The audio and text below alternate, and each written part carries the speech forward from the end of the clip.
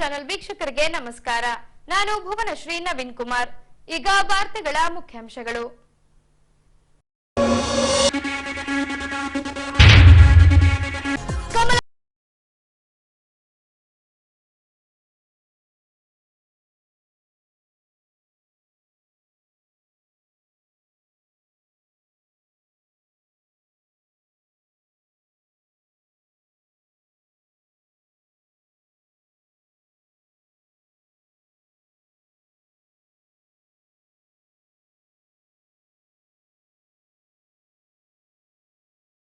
ಪರಿಶೀಲಿಸಿದ ಶಾಸಕ ಎಚ್.ಆರ್. ಗವಿಯಪ್ಪ.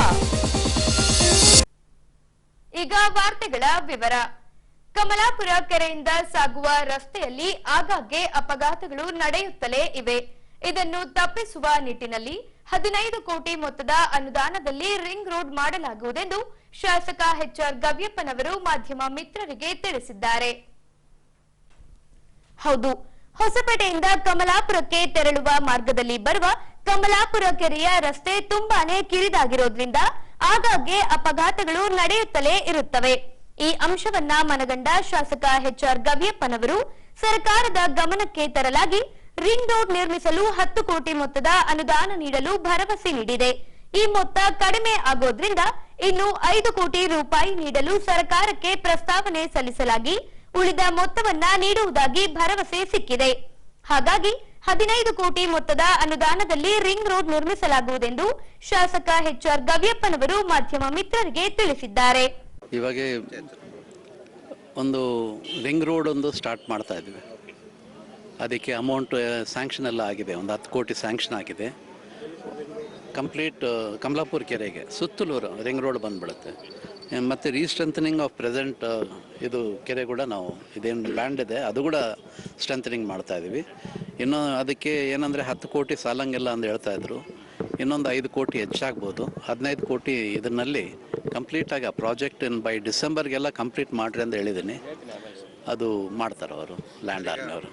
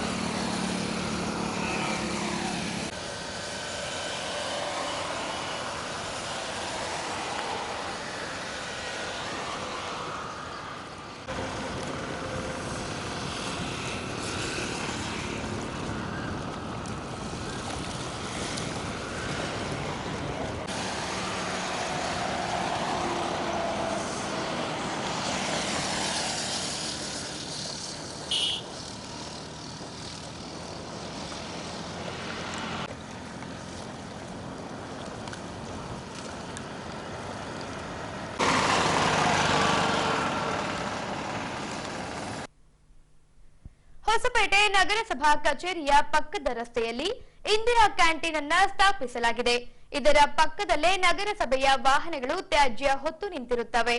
ಇದರಿಂದ ಬರುವ ದುರ್ವಾಸನೆಯ ನಡುವೆ ಸಾರ್ವಜನಿಕರು ಆಹಾರ ಸೇವಿಸುತ್ತಾರೆ. ಇದರಿಂದ ರೋಗಗಳು ಬರುವ ಸಾಧ್ಯತೆ ಇದ್ದು ಸ್ವಚ್ಛತೆ ಕಾಪಾಡಬೇಕೆಂದು ಕೆಆರ್ಎಸ್ ಪಕ್ಷದ ಪಾಯ ಗಣೇಶ್ ಅವರು ನಗರಸಭೆಗೆ ಆಗ್ರಹಿಸಿದ್ದಾರೆ. ಪಾಯ ಗಣೇಶ್, ಕೆಆರ್ಎಸ್ ಪಕ್ಷದ SC ST ಘಟಕದ ರಾಜ್ಯಾಧ್ಯಕ್ಷ. ಇವತ್ತು ನಾವು ನಿಂತ್ಕೊಂಡಿರೋದು ಹೊಸಪೇಟೆಯ ಜಗತ್ ಪ್ರಸಿದ್ಧ ಕೊಚ್ಚೆ. ಇಲ್ಲಿರುವಂಥದ್ದು ಅಲ್ಲಿ ಉತ್ಪತ್ತಿಯಾಗುವಂಥ ತ್ಯಾಜ್ಯವನ್ನು ತಂದು ಹಾಕುವಂಥದ್ದು.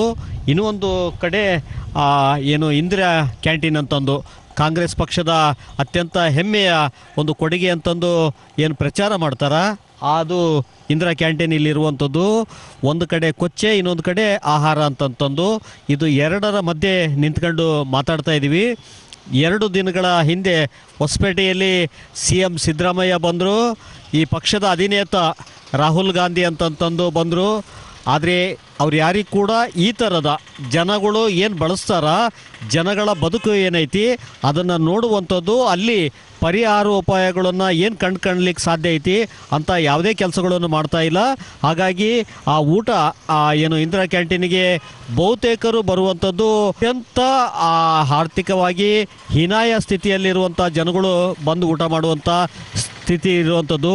ಇಂಥ ಒಂದು ಸ್ಥಿತಿ ಒಳಗೆ ಪಕ್ಕದಲ್ಲೇ ಒಂದು ಏನು ಹೊಸಪೇಟೆ ನಗರಸಭೆಯ ಏನು ಹೊಸಪೇಟೆ ನಗರದಲ್ಲಿ ಉತ್ಪತ್ತಿಯಾಗುವಂಥ ತ್ಯಾಜ್ಯಗಳನ್ನು ತಂದು ಇಲ್ಲಿ ಸ್ಟಾಕ್ ಮಾಡುವಂಥದ್ದು, ಅದಾದ ನಂತರ ದೊಡ್ಡ ಲಾರಿಗಳು ತಂದ ನಂತರ ಆ ಲಾರಿಗಳ ಮೂಲಕ ತುಂಬಿಕೊಂಡು ನಗರದ ಹೊರಗಡೆ ಹೋಗಿ ಅಲ್ಲಿ ವಿಸರ್ಜನೆ ಮಾಡುವಂಥದ್ದು. ಆದರೆ ಅದರ ಮಧ್ಯೆ ಇಲ್ಲಿ ಜನಗಳು ಭಾಳಷ್ಟು ಹೀನಾಯ ಸ್ಥಿತಿ ಒಳಗೆ ಒಂದು ತುತ್ತು ಅನ್ನ ಇಳಿಬೇಕು ಅಂತಂತಂದರೆ ನರಕ ಕಂಡಂಗೆ ಆಗ್ತದೆ.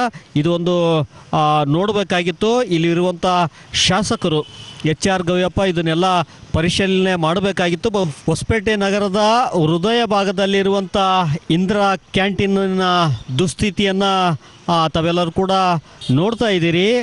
ಈ ಒಂದು ಇಂದಿರಾ ಕ್ಯಾಂಟೀನಿಗೆ ಇಲ್ಲೇ ಏನು ಬಸ್ ಸ್ಟ್ಯಾಂಡ್ ಇದೆ, ನಗರಸಭೆ ಇದೆ, ಇಲ್ಲಿ ಮತ್ತು ತಾಯಿ ಮತ್ತು ಮಕ್ಕಳ ಆಸ್ಪತ್ರೆ ಇರುವಂಥದ್ದು, ಬೇರೆ ಬೇರೆ ಸ್ಕೂಲು ಕಾಲೇಜುಗಳು ಇರುವಂಥದ್ದು, ಮತ್ತು ಎಲ್ಲ ಮಕ್ಕಳಿಗೆ ಅನುಕೂಲ ಆಗ್ತದಂತಂದು ಜನಗಳೆಲ್ಲ ಬಂದು ಊಟ ಮಾಡುವಂಥ ಸ್ಥಳದಲ್ಲಿ ಈ ರೀತಿ ಒಳಗೆ ಒಂದು ನರಕ ಸದೃಶ ವಾತಾವರಣಗಳು ಕಂಡು ಬರ್ತಾ ಇರುವಂಥದ್ದು.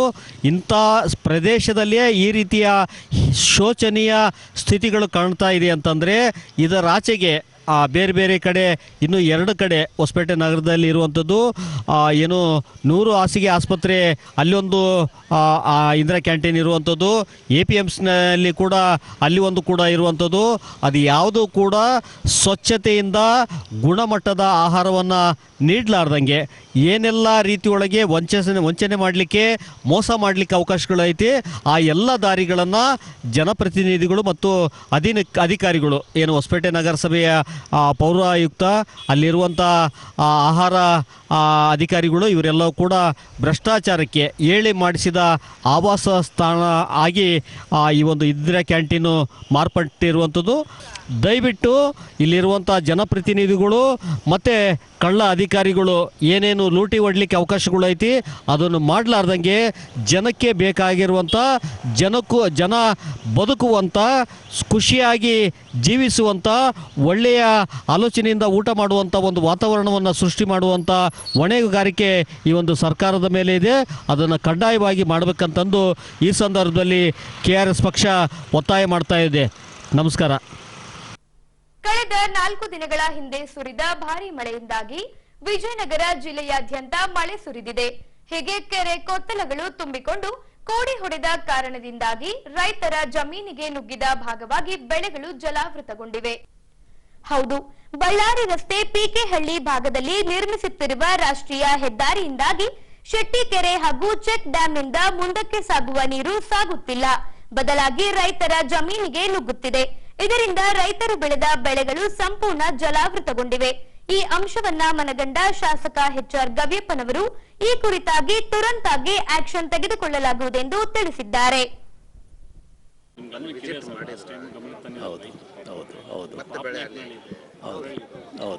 ರೈತರು ಬೆಳೆ ಕಳೆದ 5 ವರ್ಷದಿಂದನೂ ನೀರು ನುಗ್ತಾನೆ ಇದೆ ಸರ್. ಅದು ಆ್ಯಕ್ಚುಲಿ ಮಳೆ ನೀರು ಬರುತ್ತಲ್ಲ ಸರ್, ಕಮಲಾಪುರ ಕೆರೆಗೆ ಬರೋದು ನೀರು, ಅದು ನೈಸರ್ಗಿಕ ಹಳ್ಳನ ಅವರು ಹೈವೇದವರು ಡೈವರ್ಟ್ ಮಾಡಿದ್ದಾರೆ. ಅದೇ ಸಮಸ್ಯೆ. ಅದು ಅಲ್ಲಿ PKಹಳ್ಳಿ ಎಂಟ್ರೆನ್ಸ್ನಲ್ಲಿ ಅದು ಅಲ್ಲಿ ಬಂದು ನಿಲ್ತಾ ಇದೆ.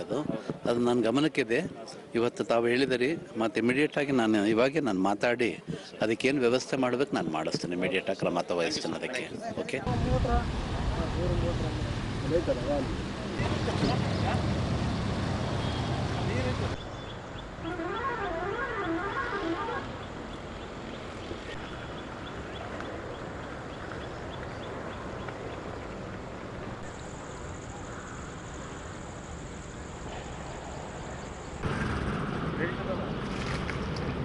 ರಾಸ್ತಾ ಬಿಟ್ಟು ಬರೋಕ್ಕಿಲ್ಲ, ನಾವು ಹೊರಗಡೆ ಒಂದು ಹಸು ಕೊಡ್ತೇನೆ ಏಸು ಬಂದಿಲ್ಲ ಹೋಯಪ್ಪ ಬಂದು ಮಾಡಿ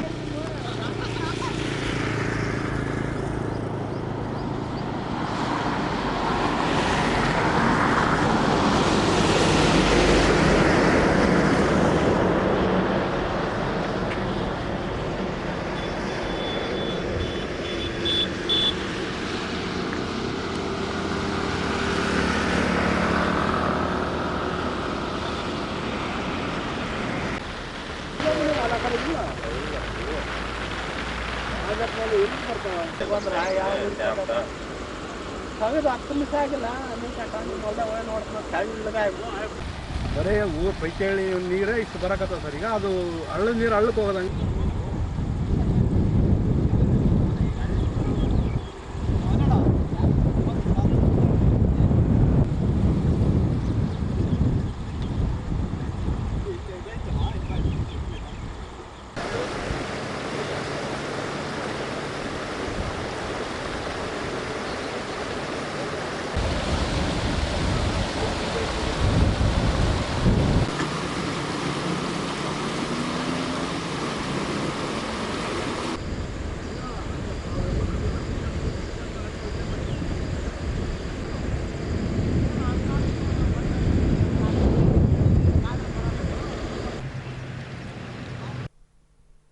ಈಗ ಪೊಲೀಸ್ ಪ್ರಕಟಣೆ.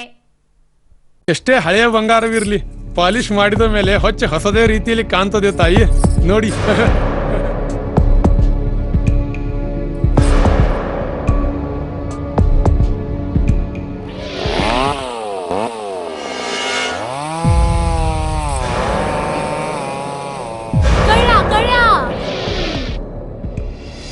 ತಾಯಿ, ನಿಮ್ ಮೈ ಮೇಲೆ ಅದೋ ಹೊಲಸು ಬಿದ್ದಿದೆ.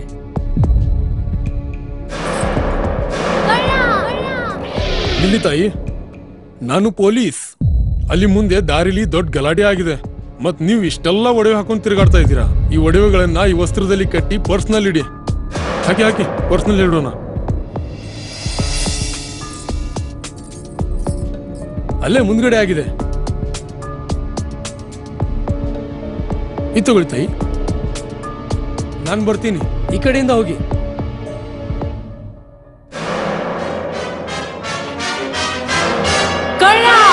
ಇಂತಹ ಮೋಸದ ಸಂಗತಿ ನಿಮಗೂ ನಡೆಯಬಹುದು. ತಮ್ಮ ಬೆಲೆ ಬಾಳುವ ಒಡವೆ ಆಭರಣ ವಸ್ತುಗಳನ್ನು ಎಚ್ಚರಿಕೆಯಿಂದ ಕಾಪಾಡಿ. ಯಾವುದೇ ಮಾತುಗಳಿಗೆ ಮರುಳಾಗಬೇಡಿ. ಸಂಶಯಾಸ್ಪದ ರೀತಿಯಲ್ಲಿ ಯಾರಾದರೂ ಕಂಡು ಬಂದರೆ ಸಮೀಪದ ಪೊಲೀಸ್ ಠಾಣೆಯನ್ನು ಸಂಪರ್ಕಿಸಿರಿ. ಈಗ ಕೊನೆಯಲ್ಲಿ ಮತ್ತೊಮ್ಮೆ ವಾರ್ತೆಗಳ ಮುಖ್ಯಾಂಶಗಳು.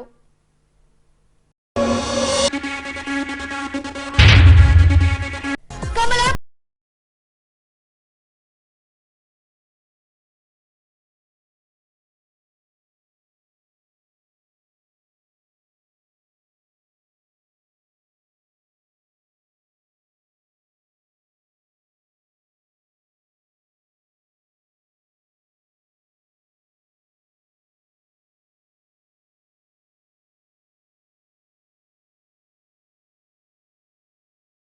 ಶಾಸಕ HR ಗವಿಯಪ್ಪ.